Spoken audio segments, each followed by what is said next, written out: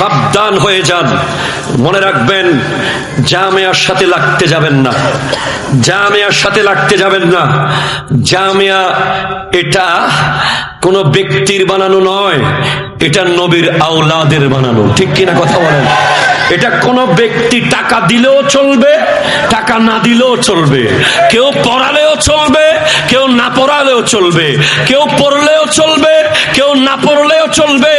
কালকে আল্লামা মুফতি আব্দুল ওয়াজেদ হুজুর, আমার উস্তাদের উস্তাদ, বলতে লাগলেন জামিয়ার লাইব্রেরিতে লাইব্রেরিয়ান সাহেব একবার গভীর রাতে কোন একটা কিতাব নেওয়ার জন্য উঠেছেন লাইব্রেরিতে।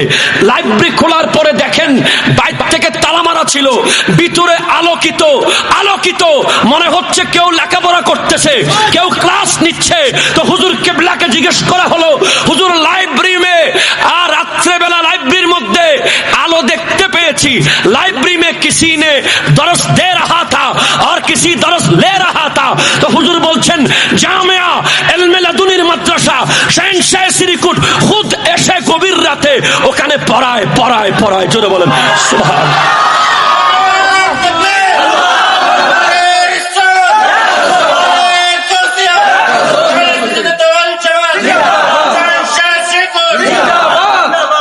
হাজার হাজার জিন্দাও ওখানে পড়ায় পড়ে, হাজার হাজার জিন্দা ওখানে মুরিদ হয়। সুবহানাল্লাহ বলেন। কোন মানুষ যদি নাও লাগে, নাও থাকে, জিন্দা জামিয়া চালাবে কিয়ামত পর্যন্ত। এটা জামিয়ার হাকিকত। আমি আপনাদেরকে প্রমাণ দিতে পারবো, আপনারা আসেন একদিন জামিয়াতে দেখে যাবেন। ক্লাস 7 একটা ছেলে ভর্তি হয়েছিল আমার হাতে, আজ থেকে 3 বছর আগে। বাবাও নাই, মাও অসহায়। সেই ছেলে কোনো মতে জামিয়াতে আসতে পেরেছে। এরপরে তাকে